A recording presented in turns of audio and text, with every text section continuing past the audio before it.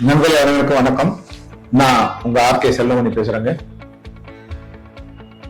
நம்மளுடைய நண்பர் திரு பாலசரவணன் வந்து ஒரு புதிய சேவைன்னு சொல்ல முடியாது, சேவை செய்யற நண்பர்களை சாதனை படுத்த சாதனையாளர்களை, அதாவது மேலிடத்தில் மட்டும் இல்லாம பொதுவா சாதனை படுத்தவன்னா அவன் நேஷனல் லெவல்ல இல்ல அட்லீஸ்ட் மாநில அளவில் இருக்கணும். அது மாதிரி இருக்கணும். நிறைய பேர் அவங்க ரெகக்னைஸ் பண்ணுவாங்க.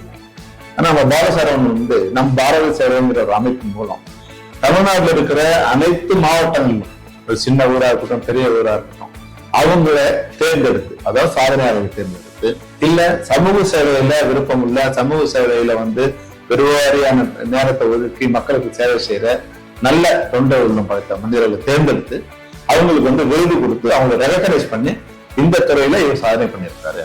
அது கல்வியா இருக்கலாம், மருத்துவமா இருக்கலாம், விவசாயமா இருக்கலாம், எந்த துறையாகவும் இருக்கலாம். அந்த துறையில சாதனைப்படுத்த சாதாரண மனிதர்களுக்கு கூட அங்கீகாரம் கொடுக்கிற அளவுல மிகப்பெரிய ஒரு விழா அன்பு தமிழன் அப்படிங்கிற ஒரு விழா நடத்துறாரு. இது என்னன்னா உண்மையா ஒரு சந்தோஷமான விஷயம். எப்பவுமே ஒரு மனிதன் சாதனை பண்ணும்போது அதை மற்றவங்க அங்கீகாரம் பண்ணணும், இல்ல குறைந்தபட்சம் கவனிக்கப்படணும். இந்த மனிதன் இந்த சாதனை பண்ணியிருக்கான்னு சொல்லும் போதுதான் அவங்களுக்குள்ள ஒரு உத்வேகம் அவங்க அடுத்த சாதனை பண்றதுக்கு, இல்ல மற்றவங்க அந்த சாதனை கேள்விப்பட்டு அவங்க தங்களுடைய சாதனை பண்றதுக்கு. உண்மையிலேயே வேக்க விட்டாதான் சாதனை இல்ல, ஒரு ஏக்கர் நிலத்துல 100 மூட்டை விளைய வச்சா கூட சாதனை தான். அதனால அது மாதிரியான திறமைசாலிகளை தமிழ்நாடு முழுக்க ஒரு மாவட்டத்துக்கு 250 பேர் அப்படிங்கிற மாதிரி தேர்வு செய்து தமிழ்நாடு முழுக்க இருக்குள்ள சாதனையாளர்களை அன்பு தமிழன் அப்படிங்கிற ஒரு பேர்ல அவங்க விருது கொடுத்தாரு. இது கூட 50% என்னை பொறுத்த வரைக்கும் இந்த முயற்சியில இது 50%. ஆனா இதுக்கு பின்னாடி ஒரு மிகப்பெரிய ஒரு தொண்டாற்றக்கூடிய ஒரு தூய உள்ளம் இருக்கு. அதை நான் சொல்லலைன்னா நல்லா இருக்காது. அதாவது இதன் மூலம் கிடைக்கின்ற நிதியை தமிழகமெங்கும் உள்ள மருத்துவமனைகள்ல இலவசமா வர்ற நோயாளிகளுக்கு, அவங்க கூட வர சேவை பண்றவங்களுக்கு இலவசமா உணவு கொடுக்கறது அப்படிங்கிற ஒரு மிகப்பெரிய திட்டத்தையும் இதுக்குள்ள வச்சிருக்காங்க. உண்மையில நாங்க ஹாஸ்பிட்டலுக்கு போகும்போது என்னன்னா, அங்க ஹோட்டலுக்கு போனா ரொம்ப தூரத்துல இருக்கோம். அங்க ஒரு வியாபாரம் வெளியே சின்ன ஒரு கடையில பெட்டி கடை மாதிரி வச்சிருப்பாங்க, இல்ல சைக்கிள் கடை வச்சிருப்பாங்க.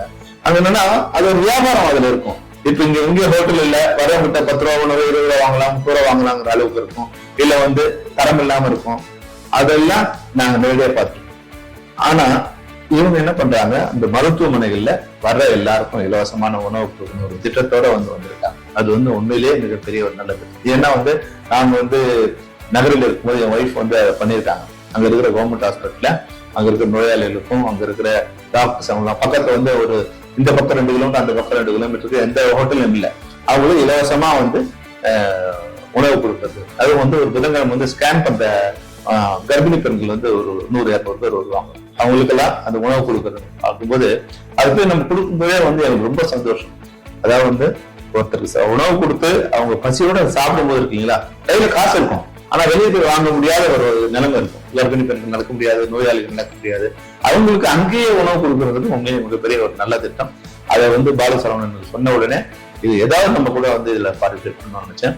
இன்னைக்கு மிகப்பெரிய ஒரு விழாவா அன்பு தமிழன்கிற விழாவை நடத்தி தமிழகம் எங்கும் இருக்குள்ள மிக சிறந்த சாதனை படுத்த தமிழர்களை அங்கீகாரம் பண்ண போறாங்க.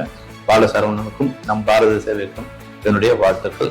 இந்த மிகச்சிறந்த சாதனையாளர்களை பாலசரவணன் ரெகக்னைஸ் பண்றாரு அப்படிங்கிற அளவு மட்டும் இல்லாம இதுல ஏதாவது ஒரு வகையில நான் பங்கு பெறணும்னு நினைச்சேன். அதனால ஆகஸ்ட் 2ஆம் தேதி நடைபெற உள்ள அன்பு தமிழ்ங்கிற அந்த விழாவில நானும் பங்கு கொள்ள போறேன். என் கையாலும் கொஞ்சம் பேருக்கு நான் விருதுகளை வழங்க போறேன். அந்த சாதனையாளர்களை பார்த்து அவங்களோட நேரத்தை ஸ்பெண்ட் பண்ண போறேன். அனைவரையும் ஆகஸ்ட் 2ஆம் தேதி சந்திப்போம். வாழ்த்துக்கள். நன்றி.